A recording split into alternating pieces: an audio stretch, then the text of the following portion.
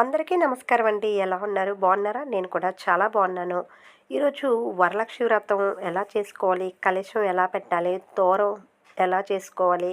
వాయనం ఎలా ఇవ్వాలి? నియమాలేంటి? ఉపవాసం ఎలా ఉండాలి? పూజా విధానం ఏంటి? ఈ వీడియోలో మొత్తం తెలుసుకుందాము. అంతకంటే ముందు మన సబ్స్క్రైబర్స్ అందరికీ కూడా ముందుగా శ్రావణ మాసం శుభాకాంక్షలు. ఇంకా మనకు 2024 వరలక్ష్మి వ్రతం ఆగస్టు 16 శుక్రవారం వస్తుంది. ఇంకా శ్రావణ మాసంలో పౌర్ణమి ముందు వచ్చే శుక్రవారాన్ని మనం వరలక్ష్మి వ్రతం చేసుకుంటూ ఉంటారు. ఇంకా వర అంటే శ్రేష్టమని అర్థం.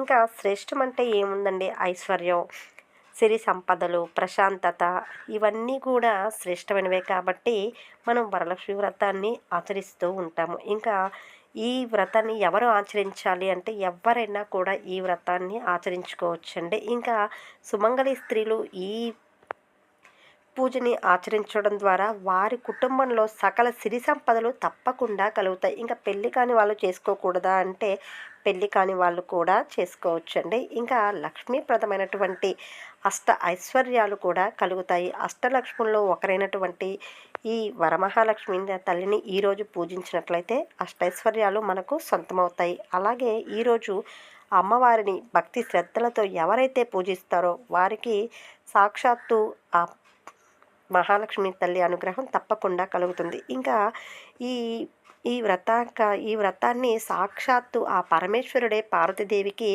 ఉపదేశించినట్లు మనకు స్కంద పురాణంలో తెలుస్తుంది. ఇంకా ఇప్పటికీ ఈ వ్రతాన్ని ఆచరిస్తూ వస్తున్నారంటే ఆ శ్రీ మహాలక్ష్మి తల్లి కురిపించేటువంటి వరాల జలులే కాబట్టి ఇంత నమ్మకంగా ప్రతి ఒక్కరూ ఆచరిస్తూ వస్తుంటారు. ఇంకా మా ఇంట్లో అమ్మలు అత్తలు ఎవరూ చేయలేదు, మేమే ఫస్ట్ టైం చేస్తున్నామంటే కూడా అలాగే కూడా చేసుకోవచ్చండి. ఇంకా ఈ కలశం ఆనవాయితీ లేని వాళ్ళు మాకు కలశం పెట్టడం అలవాట్లేదు, కలశం ఇప్పటివరకు పెట్టుకోలేదు, కలశం లేకుండా పూజ చేయవచ్చా అనే డౌట్ కూడా చాలామందికి ఉంటుంది. కాబట్టి కలశం లేకుండా కూడా మీ దగ్గర లక్ష్మీదేవి విగ్రహం కానీ ఫోటో కానీ ఉంటే చక్కగా పూజ అయితే చేసుకోవచ్చండి. ఇంకా ఈ పూజ చేసే ముందైతే కొన్ని నియమాలు అంటూ ఉంటాయండి. అవేంటి అంటే ముందుగా ఇంటిని మొత్తం శుభ్రం చేసుకోవాలి. ఇంట్లో ఎక్కడ కూడా బూజు, దుమ్ము, ధూళి ఇవేమీ లేకుండా శుభ్రం చేసుకోవాలి. అంటే శ్రీ మహాలక్ష్మి తల్లి ఎక్కడ ఉంటుంది అంటే శుభ్రం ఎక్కడైతే ఉంటాయో అక్కడ శ్రీ మహాలక్ష్మి తల్లి ఉంటుంది. ఎక్కడైతే శుభ్రం, బూజు ఇవంతా ఇల్లంతా మురికి మురికిగా బ్యాడ్ స్మెల్ వస్తూ ఉంటుందో అక్కడ జ్యేష్ఠలక్ష్మి ఉంటుందండి. జ్యేష్ఠలక్ష్మి ఉన్న దగ్గర మహాలక్ష్మి తల్లి అడుగు పెట్టదు కాబట్టి శుభ్రంగా ఆ రోజు మొత్తం ఇల్లంతా శుభ్రం చేసుకోండి. ఆ రోజు కుదరదు కాబట్టి ముందు రోజే స్టవ్ తుడుచుకోవడం, గడప తుడుచుకోవడం, గడపకి బొట్లు పెట్టుకోవడం, మామిడి తోరణాలు కట్టుకోవడం కూడా ఈ రోజే ముందు రోజు చేసుకుంటే సరిపోతుంది. ఇంకా మనం వరమహాలక్ష్మి పూజకని వ్రతం కానీ ఎలా చేస్తామో అక్కడ ముందుగా పూజ చేసే దగ్గర పసుపు నీళ్ళతో కానీ ఇంకా ఇంటిని మొత్తం శుభ్రం చేసేస్తాం కదా, పసుపు నీళ్ళతో కానీ గోమూత్రంతో కానీ ఈ విధంగా ఇల్లంతా శుభ్రం చేసుకొని ఎక్కడైతే వేస్తామో అక్కడ మనం పెట్టిన కానీ ఆసనం కానీ ఏదైనా ఏర్పాటు చేసుకుని అక్కడ ఫోటో లేదా విగ్రహం పెట్టుకుని చక్కగా పూజ చేసుకోవచ్చు. ఇంకా అలంకారంగా మేము చీర కట్టుకునే వాళ్ళు ఉంటారు, అలా వంటి వాళ్ళు కూడా ఇక్కడ చక్కగా చేసుకోవచ్చు. ఇంకా వాయనం ఎలా ఇవ్వాలి అంటే వాయనం అనేది ముఖ్యంగా మనం పూజ చేసినాక మన ఇంటికి ముత్తైదుని పిలిచి వారికి వాయనం ఇస్తూ ఉంటాము.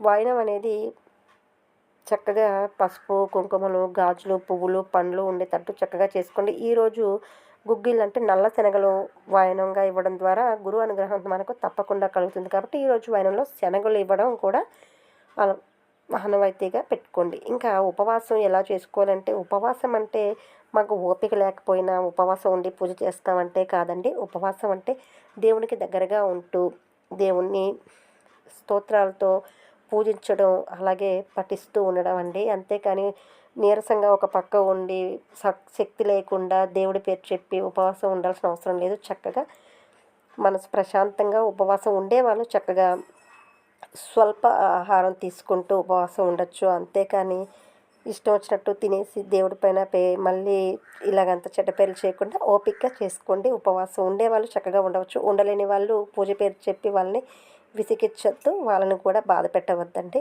ఏదన్నా కూడా భక్తిగా శ్రద్ధగా చేస్తే సరిపోతుంది. ఇంకా తోరం కూడా 9 ముళ్ళు వేసి తోరగ్రంథి పూజ చేయడం కూడా ఈ వరలక్ష్మి వ్రతంలో ఒక భాగమేనండి. ఒక కంకణం చేసి అమ్మవారికి సమర్పించి ఇంకొకటి మనం కట్టుకొని పూజ చేస్తూ ఉండాలి. అలాగే ఇంటికి వచ్చిన ముత్తైదువులకి ఎవరైతే పెద్ద ముత్తైదువు ఉంటారో వారికి కూడా ఒక తోరణం అయితే ఇవ్వాలి. ఈ విధంగా తోర పూజ కూడా చేసుకున్న తర్వాత అమ్మవారికి దృష్టి తగలకుండా ఎర్రనీళ్ళతో కానీ కర్పూరంతో కానీ దిష్టి తీయడం కూడా చేస్తూ ఉండాలండి. ఇంకా ఇవన్నీ చేశాక మనం తాంబూలాలు అయితే ఇస్తూ ఉండాలి. ఇంకా నైవేద్యం ఇవి పండ్లు పూల విషయానికి వస్తే 5 రకాలు 9 రకాలు అని చెప్తూ ఉంటారు. అలా ఏమీ కాదండి. స్తోమత ఉన్నవాళ్ళు ఓపిక ఉన్న వాళ్ళు 9 నైవేద్యాలు చేసుకోవచ్చు. అలా కుదరని వాళ్ళు ఉన్న ఏ ఒక పాయసం కానీ పరమాన్నం అంటే బెల్లం పొంగలి కానీ ఏది పెట్టినా సరిపోతుంది. అవి కూడా కుదరని వాళ్ళు వడపప్పు పానకం చేస్తే కూడా ఆ లక్ష్మీదేవి అనుగ్రహం మనకు తప్పకుండా కలుగుతుంది.